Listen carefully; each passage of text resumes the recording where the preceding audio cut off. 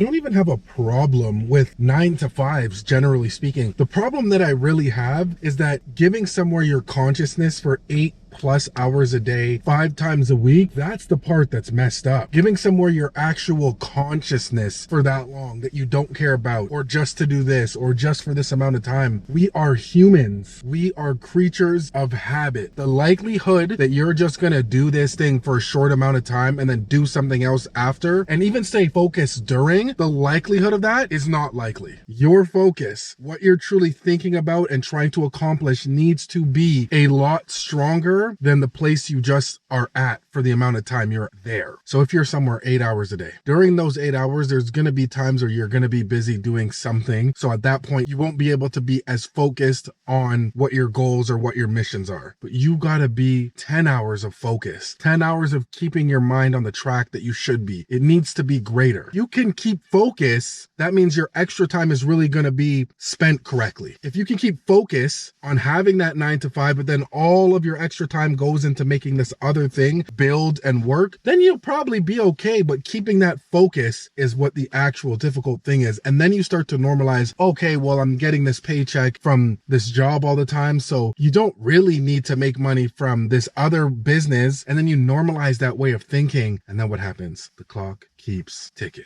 And I say this because being somebody who all of the funds that I made came through actual hustle, came through getting a random person to pay me, getting a random person to want the service, want the product, want what you have to offer, and then them pay you, to kind of doing that, but then having a full-time job that does essentially take care of all your bills. You're just not really saving a lot. You're not really doing the extravagant lifestyle things that you want. The edge that you operate with is so much different. When it's all or nothing, when it's you or nothing, you or no result, you close people or you can't pay the rent, you can't pay the mortgage, you can't eat this, you can't pay that. That edge is a lot different than being able to, but then saying, oh yeah, but I have this thing. And maybe that's a focus problem. That's some problem. And all I'm trying to say is the edge is different when it's all on you versus when it's partially on you and kind of on this other job. And time is just going by, going by, going by, going by. That's the scariest part for me. The scariest part is not taking risks or risks that you've taken and temporarily failed at. The scariest part for me is that the clock keeps ticking. For me, that is terrifying, that the clock does not stop ticking. And then the whole idea of a paycheck and the way your brain then starts to anticipate the paycheck. So you start to live your life on like 2-week basis. If you have a paycheck once a week, then on a once week, you're like, oh, when I get paid this, when I get paid this, when I get paid this. And that's fine, except you say you don't care about the place that you're working. So you're living your life on this basis of every other week, but you don't care about the place. And then time's going by, and then one day you're going to be older, not have the same energy, have to really take certain calculated risks, or maybe you just say fuck it and just do the thing anyways because you've been bottling up kind of a lifestyle you don't want for so long. But the way the paycheck fucks with your mind, and you're just like fiending for the next paycheck, fiending for it to hit your account. You're like fiending for it because it's what you want, and it's the only thing that's giving you money. And the term rat race could not be a more accurate terminology. We're just spinning on the wheel, spinning on the wheel, spinning on the wheel. At least if you really try something and attempt it and fail, and here's the thing, you're probably going to make less money when you first actually take the full leap, at least for the first little bit, because the hustle's different, the mind state's different, the ups and downs, the way you have to stay on top of yourself, all those things are so much different. So unless you've been kind of dabbling and you kind of do have something already established, you're probably going to make less money when you first make the switch. And even if you have those things, doesn't really guarantee anything. There is no guarantee. And I find it becomes a lot trickier when you have a family or a girl, like somebody or something that you have to provide for outside of yourself. You almost are scared to pull the trigger as much. When it's just you, you're just like, you might just say, pull the trigger, shoot it everywhere, let's go. Cause like, what's the worst that can happen? But when you insert other things, and that's what I'm trying to say, time just keeps going. You're not going to get less responsible as you get older. So it's like, what are you waiting for? The fear of not being able to pay stuff. Nothing other than that. Cause if you knew certain things would be paid, but you could do this thing, 99% of people would take that jump. You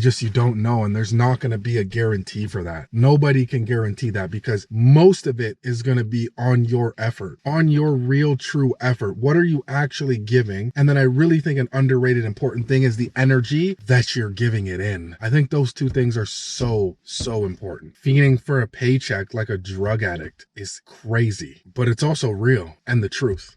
Fiending for that 2 weeks to come, looking at your calendar like, okay, this week I get paid, this week I get paid, okay, I can do this, I can do that, I can do this. Is that really a life? I guess it depends who you ask, and I guess it depends what you want. And on top of all that, most of the time you're at that job, you're not even giving real work. So let's say you're working there 8, 10, 12 hours a day that you work there. You're not even giving real work or real effort for the majority of that time. You're operating on like 40% at most. Maybe at times you're at 55% because for a second or a couple minutes or an hour there's a rush, but it's not real work. And we both know that.